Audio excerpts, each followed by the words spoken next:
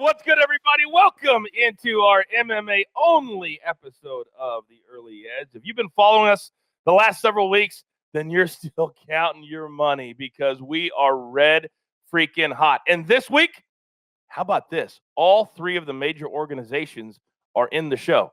PFL 6 Friday night, of course, me and my guy are the betting gurus for the PFL on ESPN. Bellator, UFC, we've all got it right here. Let's bring in the star of the show. Right now, I mean, when he walks around, he literally has smoke behind him. He is so hot. Ian Parker, hello to you, sir. Hello to you, Coach. This is going to be an action-packed week. It's time to separate the boys from the men and go right to the window. Let's do it. I wish you guys could see what this man is like on Mondays and Tuesdays when he's just firing off text saying, can we get to Thursday already? And we're here.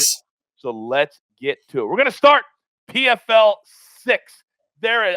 Because of canceled fights, I believe there's 12 on the card Friday night, and eight are on ESPN Plus, 4 on ESPN2. Then let's start, Ian. Taylor Guardado, Laura Sanchez. Guardado is a minus 150 favorite. This is a women's lightweight fight.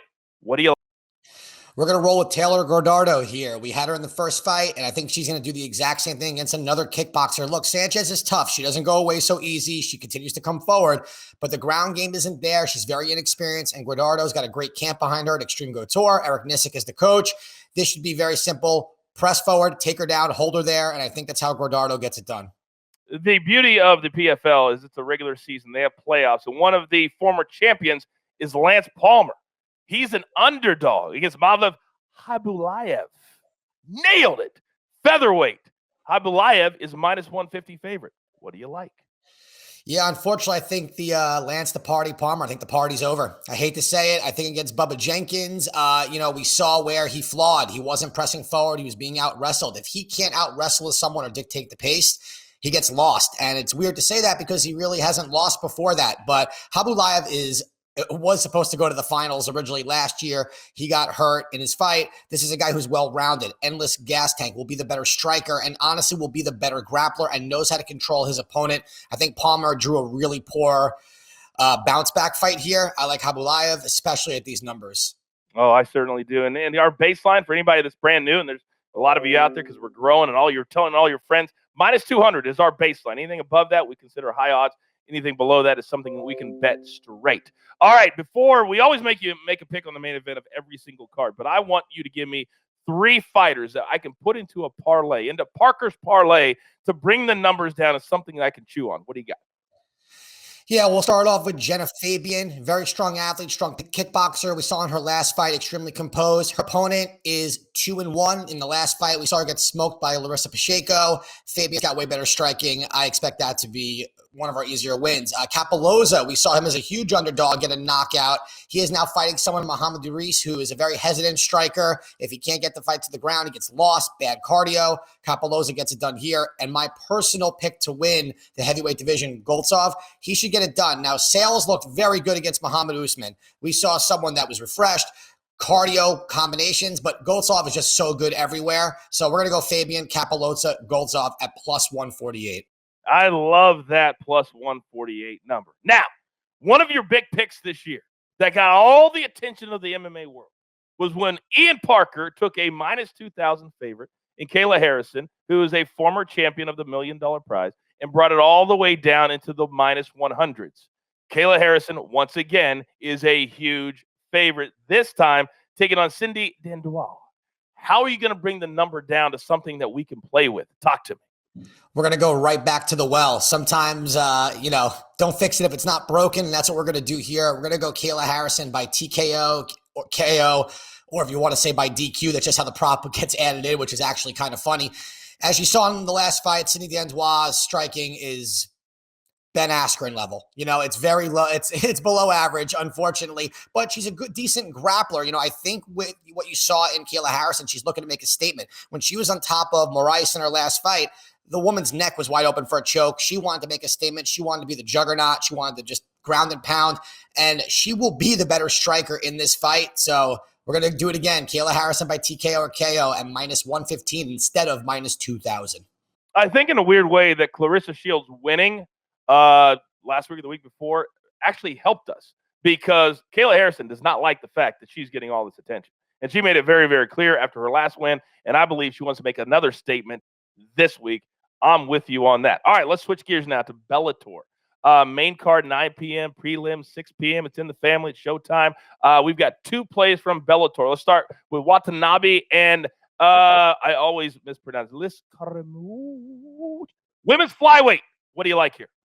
Liz Carmouche is a seasoned veteran, has seen it all, fought it all. However, as you saw in her last fight, slow starter, a good grappler, striker, but she's fighting an explosive Kana Watanabe, who is a very good grappler, faster, and it's not often you see someone be as physically tough as Liz Carmouche, and I think that's who Watanabe is. She's also going to be the taller, rangier fighter here. I'm actually surprised this is plus 165. I thought this was going to be like a plus 110. So the value is 100% Watanabe. You saw in that last fight, she eked out a split decision against a very tough grappler. You know, this fighter can do it all, and I think that Carmouche is the right step up in competition for her to be really considered a title contender. And we are making Watanabe, we're bringing it back by popular demand, Chiefs dog of the day. I love it. All right, our second. I love it. All right, Sydney Outlaw, minus 150 favorite over Miles Jury, lightweight fight. What do you like? Miles Jury is a UFC vet. We've seen what he does. He's a good grappler. He's very hard to put away, good striker. But again, sometimes his hesitation really has held him to being a prospect that's been in the past. I think Sydney Outlaw is a prospect on the rise. He got a very, very tough fight against Michael Chandler on short notice, and he got knocked out. It was the only time that's ever happened to him. Sydney's a great grappler. I think he's going to be the faster and stronger guy here, and I think his aggression will lead that fight to the ground. Jury has a lot of trouble getting up sometimes against a top-heavy wrestler, and I see that's what's going to happen with this fight with Sydney Outlaw. All right, so those are our Friday cards. So let's go ahead and take a quick little recap of PFL and Bellator before we get to the UFC. And it looks a little something like this. PFL, Gordado, Habulayev, Kayla Harrison by TKO, KO, or DQ. And then Parker's Parlay from PFL, Fabian Capelozza and Goldsop. Then from Bellator, we're going to go Watanabe plus 165, Chiefs dog of the day. And then Sydney Outlaw, minus 150. But we have more UFC. We love the UFC. We're cashing on the UFC. So let's go. Main card, very important start time. 4 p.m. Eastern, 1 Pacific. What? Prelims, 1 p.m. Eastern, 10 a.m. Pacific. I'm going to get up, eat my breakfast, and watch UFC. So let's start with Tim Means. Nicholas Dalby. Means is a minus 130 favorite. This is a welterweight fight. What do you like? Yeah, I like the Dirty Bird Tim Means here. I think his range, his striking is better than Dalby's, and I think his ground game, especially on top, is way better as well. Dalby's tough, though. You know, he really never gives up. He just puts himself in a lot of bad positions, and against Tim Means, you can't do that. You know, Means was supposed to fight last week. His opponent got sick or injured last minute, whatever the case may be. So he's in good shape. He's trained. I don't know what type of shape Dalby is taking this on short notice. So I like Tim Means here. You know, with Means, if it's a Tim Means that I really like to see, the one who comes forward, who turns this into a sloppy brawl, Means gets it done. That's what he loves. And we're only laying 30 cents. So I don't mind laying that number, especially if we can on that guy, the real Tim Means. All right, another fighter that I love is Tanner Bozier. Love Tanner Bozier. He's a minus 175 favorite over Vincent Preux. That, quite honestly, he's had a big name. He's been around for a while, but he's just not that great of a fighter anymore. What do you like in this matchup? Yeah, St. Preux's kind of become that one-trick pony with that choke that he does, you know, which is now the Von Flue. Now it's the Von St. Preux choke. You know, the problem, though, is that he doesn't know who he is as a fighter anymore. I think he's just hanging around collecting paychecks. He's going from heavyweight to light heavyweight with very little to no success over the last couple of years. Bozier is as fired up as ever, coming off of a split decision loss. And I actually thought he won or should have been a draw against Ilir Latifi. Latifi landed literally 8 total strikes in the whole fight, I think. And somehow, because he just laid on Bozier, they gave it to him based on control, which is really not a thing. I expect Bozier to come out here fired up, use his athleticism, his speed, get in and out. The only thing he has to watch out for is St. Preux does have a very good double leg takedown, but I think Bozier learned his lesson from the last fight against Latifi. He keeps the fight standing, and he gets it done. Tanner Bozier here. And it is under that minus 200 number that we love. So minus 175 for this guy. I would consider it, just as a fan, my favorite bet of the entire card. Just for me. All right, before we get to the main event, I need another Parker's parlay. Give me 3 guys, or ladies too, that you like to bring the number down. What do you have? Andre Touchy-Feely over Daniel Pineda. Look, Pineda came back to the UFC with an upset win over Herbert Burns. In his last fight, we saw him get exposed. His cardio, he comes out, he throws a lot really early on. Feely has seen it all. Feely can rely on the ground game. As we saw against Bryce Mitchell, he did not get submitted and really fought through adversity there. I think Feely is just too good, too smart for this. And I think where he was immature, which was killing him in his career, he's now the matured, high IQ fighter. And in this fight, he needs to get the win. That's when he fights best. Andre Feely is the first leg. Julia Villa is coming off her first loss. She is fighting someone who literally just got 10-8 rounded over 3 rounds against Yana Kutsiaka, and I probably butchered that last name, but the first one I got right. Avila is the better striker. She comes up very fast, and she will be the better grappler as long as she doesn't get sloppy on top and get thrown in an armbar, because that's the only thing her opponent has is good arm bars. She's a smart fighter. She will get it done as well. That's why she's probably the heaviest favorite on the card. And Hani Barcelos, this guy just screams violence. He comes out there and he comes to hurt you, bring the pain, and he's trying to get to the top as fast as he can. Look for Barcelos to make a statement over Timur. I like this parlay here a lot at plus 167. Oh, I certainly do too. I love that number with those 3 names. All right, we are to the main event of the evening. Don't call me. It's actually a true story that Buffer actually called ESPN once when I was using It's Taught. Tell him to stop using this. Stop. All right, main event. Gane, Volkov. Every main event in the UFC, regardless of whether it's for a title or not, is now 5 rounds. So what do you like here? You got 2 guys that have the capability of finishing, but they just don't very often. I know Volkov came off one, but, again, so I don't want to come off too hypocritical. But if you look at most of his fights, he's just a very poised fighter. The fight against Derek Lewis, he was winning until he wasn't at the end of the 3rd round, or at the end of the fight, whatever it was. When it comes to Cyril Gane, we just saw him against Rosenstrike, and he was very content on just getting the win. He doesn't want to get knocked out. He doesn't want to put himself in danger, so he keeps his distance. And if he gets the fight to the ground, he doesn't really against a guy in Volkov, he's not going to look for submissions. He's going to actually look to control and not get submitted. So I really, between the 2, I think the odds should be closer in the fight. I think it should be maybe Cyril Gane minus like 110 at best. So that's why I'm having a hard time picking which side.